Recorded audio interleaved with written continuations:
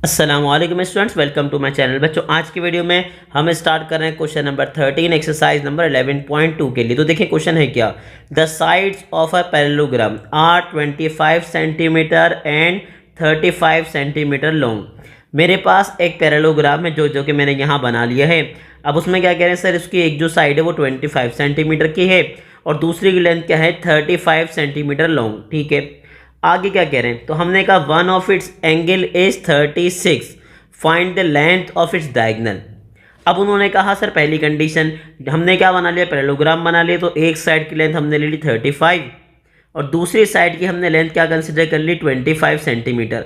अच्छा, एक बात याद रखिएगा, यहाँ पे एक बात मैं आपको कंफर्म कर दूँ कि आपके पास अगर पैरेललोग्राम है तो जो हमारे पास जो बड़ी साइड होगी ना, जाहिर सी बात है उसी को हम क्या कंसिडर करेंगे 35 सेंटीमीटर, और जो स्मॉलर साइड है उसको हम क्या कंसिडर कर लेंगे, उसको हम कंसिडर कर लेंगे 25 सेंटीमीटर।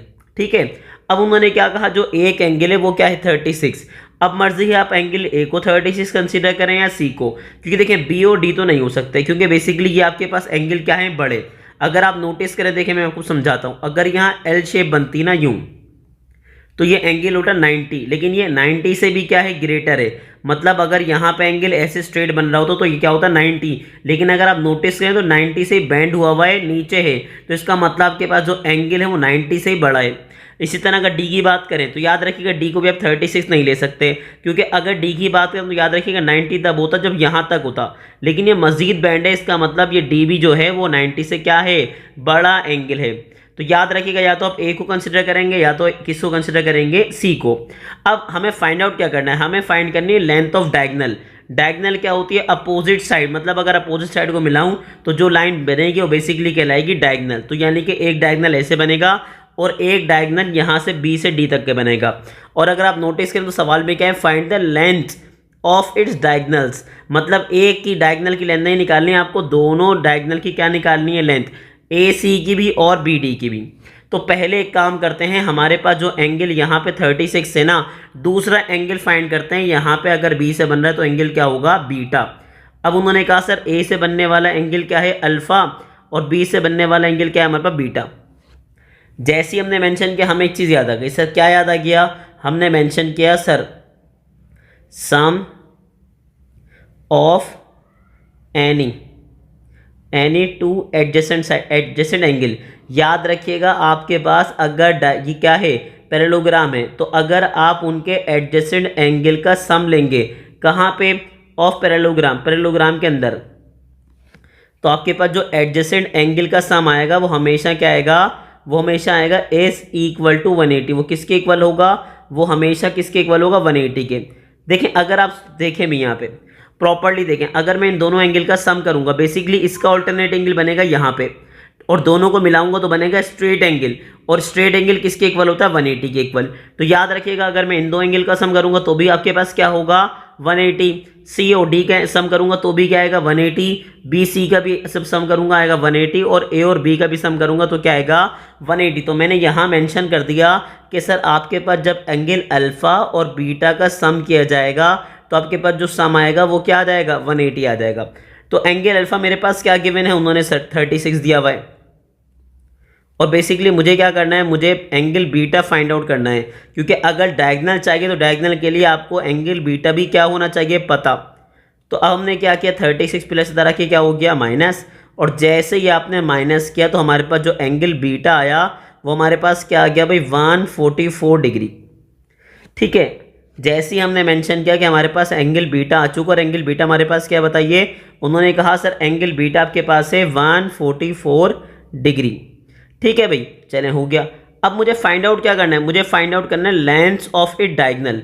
बेसिकली मुझे ए सी की लेंथ फाइंड करनी है और मुझे किसकी लेंथ फाइंड करनी है बी डी की। तो अब यहाँ पे काम करते हैं, हम डायगनल ड्रॉ कर लेते हैं ताकि आपको चीज़ें देखने में आसानी हो जाए। अब हमें क्या फाइंड करना है, हमें फाइंड करनी है length of its first diagonal. तो हमने मेंशन कर दिया लेंथ ऑफ फर्स्ट डायगनल। जो हमारे पास डायगनल है, तो हमारे पास दो डायगनल हैं, तो हमने क्या मेंशन किया कि सर आपके पास जो फर्स्ट डायगनल होगा उसकी लेंथ। अब यहाँ पर आपने डायगनल मेंशन किया, डायगनल कौन सा मेंशन किया हमने डायगनल मेंशन किया ए सी।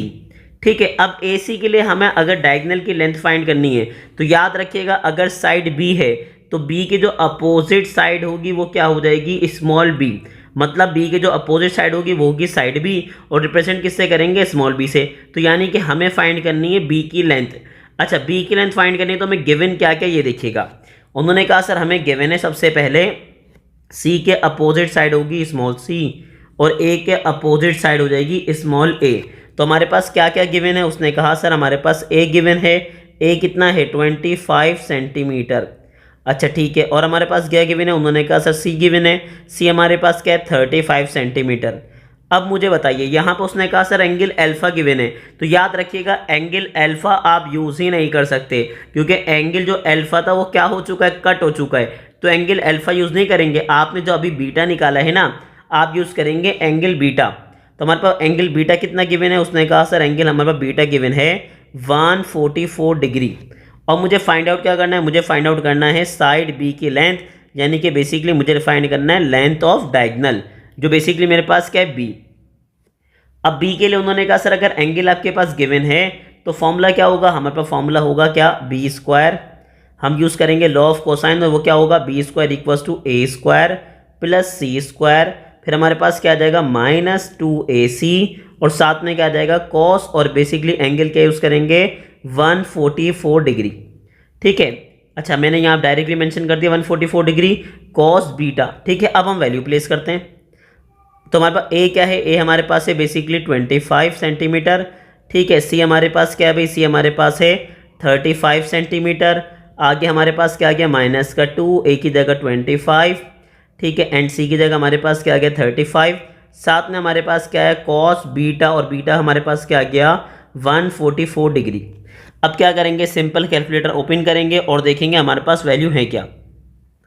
हमारे पास सिंपल 25 का स्क्वायर, फिर क्या है प्लस 35 का स्क्वायर, फिर हमारे पास क्या है -2 मल्टीप्लाई बाय 25 मल्टीप्लाई बाय 35। ठीक है, एंड देन मल्टीप्लाई बाय आपके पास क्या है कॉस, और कॉस का जो एंगल है वो क्या है 144। बस एक चीज़ का ख्याल रखिएगा, यहाँ पे एंगल ज़रूर कंफर्म कीजिएगा कि एंगल डिग्री है या रेडियन। तो हमारे पास डिग्री एंगल किस में है, डिग्री में। तो हमारा आंसर क्या आया, उन्होंने कहा सर हमारा आंसर आ गया, यानी कि जो बी स्क्वायर था वो बेसिकली हमारे पास किसके इक्वल आ गया, उन्होंने कहा सर बी स्क्वायर बेसिकली आ गया हमारे पास 3265। अच्छा, पॉइंट के आगे क्या है 779। ठीक है, गेम हमें खेलना था बी स्क्वायर के लिए, नहीं बी के लिए। तो अगर बी के लिए गेम खेलना था तो हम क्या करेंगे, सिंपल स्क्वायर रूट अप्लाई करेंगे लेफ्ट पे, और सिंपल स्क्वायर रूट अप्लाई करेंगे राइट पे। तो हमारे पास यहाँ पे क्या आ जाएगा, यहाँ हमारे पास आ जाएगा बी स्क्वायर, और यहाँ आ जाएगा 3265.779, चाहे तो मेंशन कर दीजिए। फिर क्या होगा, उन्होंने कहा सर सिंपल स्क्वायर से रूट क्या हो जाएगा, कैंसिल आउट, और यहाँ पे आपके पास क्या हो जाएगा, उन्होंने कहा सिंपल हम रूट मेंशन करेंगे और पूरी वैल्यू आप क्या प्रेस करेंगे, या तो वैल्यू लिख दीजिए या सिंपल प्रेस कर दीजिए आंसर का बटन। इससे क्या होगा, आपको डायरेक्टली इंसर्ट कर देगा क्या, कैलकुलेटर वैल्यू। तो जैसे ही हम बी फाइंड करेंगे तो बी हमारे पास क्या आया, उन्होंने कहा बी सर हमारे पास आ गया 57.14।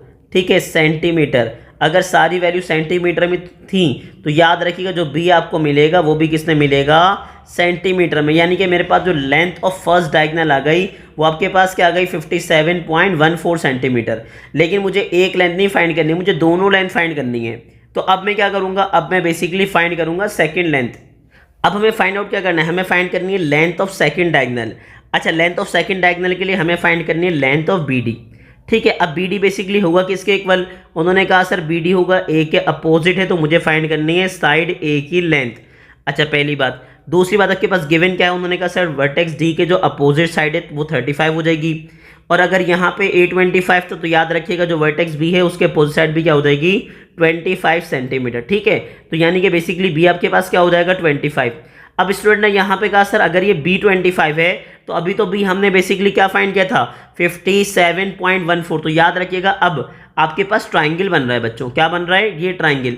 इसके अंदर बी आपके पास 25 है, लेकिन अगर आप पैरेललोग्राम के बी की बात करें ना, वो बेसिकली आपके पास क्या बन रहा था, हमने नाम तो बी रखा था लेकिन वो बेसिकली बी नहीं था, वो बेसिकली आपके पास क्या था, लेंथ ऑफ फर्स्ट डायगोनल। ठीक है, तो याद रखिएगा जैसे जैसे ट्राइंगल चेंज होगा वैसे वैसे वैल्यू चेंज हो सकती है। अब मेंशन करेंगे वैल्यूज क्या आपके पास गिवन क्या क्या।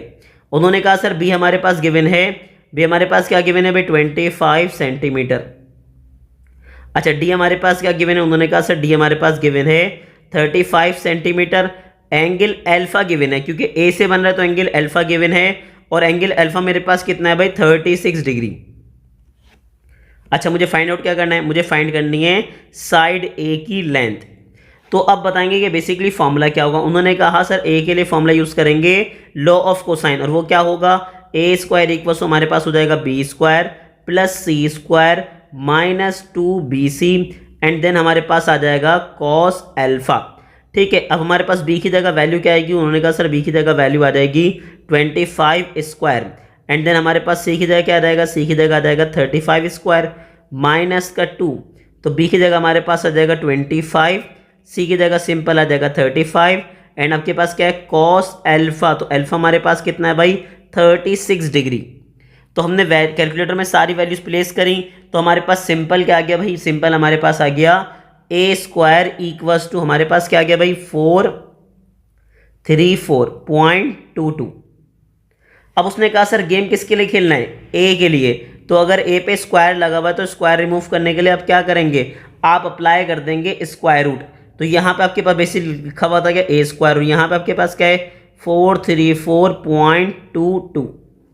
अब बताएं क्या होगा, उन्होंने कहा सर सिंपल स्क्वायर से रूट क्या हो जाएगा, कैंसिल आउट हो जाएगा, तो हमारे पास क्या आ जाएगा ए, और जैसे ही हम आपके पास क्या करेंगे इसका क्या फाइंड करेंगे स्क्वायर रूट वैल्यू का, तो हमारे पास कैलकुलेटर में क्या आ जाएगा, हमारे पास कैलकुलेटर में आ जाएगा 20.83 सेंटीमीटर, यानी कि बेसिकली आपके पास जो लेंथ ऑफ सेकंड डायगोनल आ गई वो आपके पास क्या आ गई 20.83 सेंटीमीटर आ गई।